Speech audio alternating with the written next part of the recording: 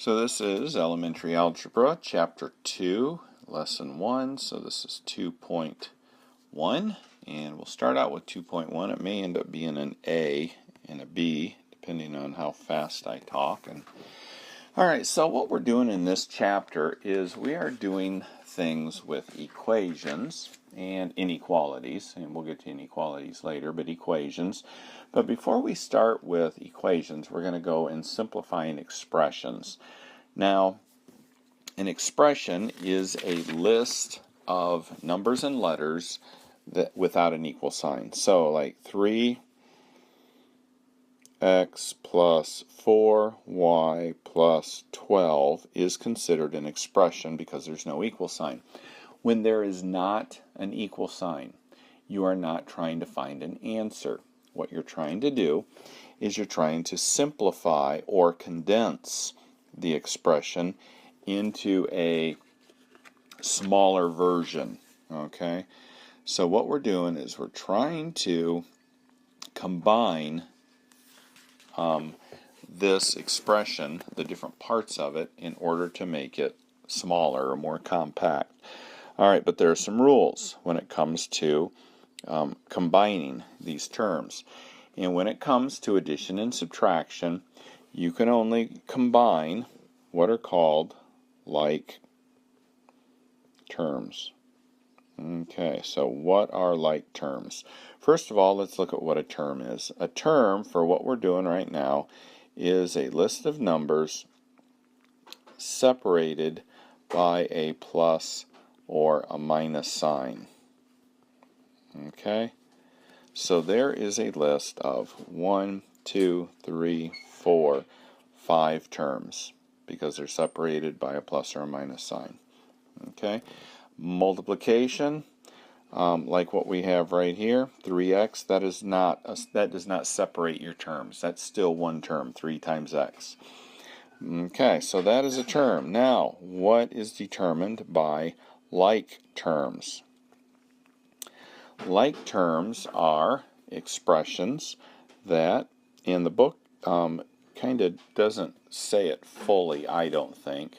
So I'm going to go into a little bit more detail. A like term has the exact same variables or letters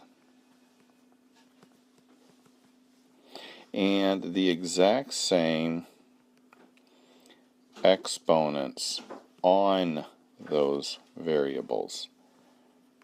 Okay. Now let's see what we've got here. We've got an x and we have an x here. So it fulfills the same variables. What is the exponent? What is the number that's right here on this x? There isn't one. And it's always an assumed 1. If there isn't one there, it's an assumed 1, which means there's a 1 there. So what do we know? We know these are like terms because we have the same variable, an x and an x, and we have the same exponent on the variables. That means we can add these. And when we add like terms, you only add the numbers. And then whatever the variable is just gets tagged on there in the end. Okay? So let me give you some that are a little more complicated so you can follow what we're doing here. And let me get rid of my stuff here. Alright, so if I have 3x squared y to the third power. Alright, so question is, do they have the same variables? xy, xy. Yes, they do. Are the exponent on each of the variables the same? A 2 there, a 2 there, a 3 there, a 3 there. Yes, they are. That means they are like terms, and I can combine them. Well, what did I say about combining like terms? You can only add the numbers, and then you tag the rest of it, the variables, onto it.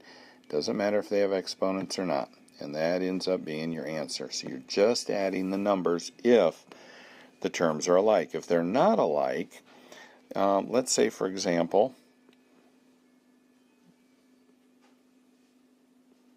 I have that. Now, see, this one has a 4 and the other ones have 3s. So I can add these two because they are alike. but I cannot add those to it. So what do? I don't do anything. I just leave it as is, as a whole separate term that is on to the hooked together to the ones that I combined. Okay, I am not sure why I have a plus sign there. X squared y cubed. Okay, sorry about that. Alright, let's keep going here and look at example 1. 3x plus 4x. Okay, variables are the same, exponents are the same, we just add the numbers. B, 7a minus 10a, and we can change that to an addition problem. The largest number is negative. The signs are different, a positive 7 and negative 10, so we take the difference, and the a just tags on there like that. When we have something like 18y minus 10y plus 6y. 18 minus 10 is 8, and then we'll just stick that on there now. Can we combine these two?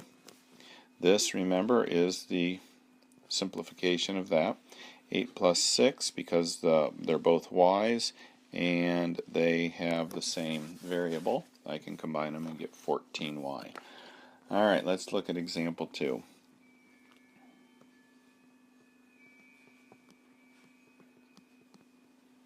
Okay, so what I'm going to do here is look at, or try to find, like terms, and I'm going to circle them. So I've got a 3x. Now I'm looking for another term that just has an x with an exponent of 1, or one that's not on there. And it's there. Now notice I circled the sign. And I'm going to put a box around, see if I have any like terms with 5. Well, I do, and that's 1 without a variable. It's just a number. So now what I can do is I can add the terms that I circled, and then add the ones that I put squares around. So 5 minus 3. And that ends up being my answer. Okay, I can't combine the 5x and the 2 because this doesn't have an x. So they're just left like that.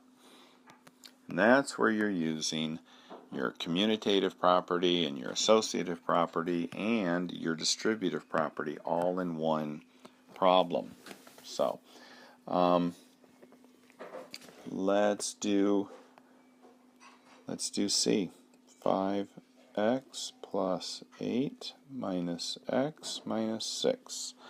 Alright, so I have a 5x. Do I have another x without an exponent? I do, right there. And I've got just a number. Do I have any other just numbers? I do. Okay, so I'm going to look at what I did there in the boxes. 5x minus 1x would be 4x. 8x minus 6, or I'm sorry, 8 minus 6 is 2. Alright, 2 plus 2. 8 minus 6 is 2. Alright, let's keep going here.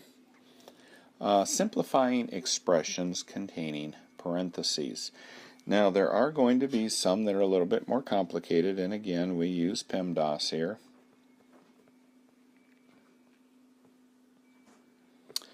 So, let me write PEMDAS here just to remind us. Here we go. So, parentheses, can I do anything in there? No, I cannot. I cannot combine 2x and 8 because the 8 doesn't have an x. So my next step is multiplication, right here. So I distribute. 5 times 2x is 10x. 5 times negative 8 is negative 40. And this is from the last chapter, so I'm not going into much detail explaining this. And negative 3 tags onto the end. Okay, so now I have 3 terms there. And I'm going to circle that one. Do I have any other x's? No, I don't. So that is going to be in my final answer. I can't combine those. I have a negative 40 and a negative 3. So negative 40 minus 3 would be the same as negative 40 plus negative 3. So, the negative 40 is the biggest number, and it's negative, so I know I'm going to have a minus there. Negative 40 plus negative 3, the signs are the same, so I add those. And I end up with that for an answer. Alright, let's look at 7 minus 3 times 2y plus 1. And this is where a lot of students make a mistake here, because what they'll do is they'll go, oh, 7 minus 3 is 4. And get that. But is that following PEMDAS? PEMDAS says do what's in the parentheses first, then exponents, which there aren't any, then multiplication. So multiplication should be the first thing that we do here. And the multiplication that we have is this times that. So we have to do that first. So negative 3 times 2 is negative 6. Negative 3 times 1 is negative 3. Now we can go to the addition and subtraction from left to right. But I don't have anything to add or subtract that to. Okay? But I do have a 7 and a minus 3. So what is 7 minus 3? 4. And I couldn't do anything with that, so that just stays the way it is. And usually the book will prefer that you put the number with the variable first and then the number and have that as your answer. Don't forget to drag that negative with you, though, wherever you go. Okay, so example number 5. So we will do example number 5 on the next video.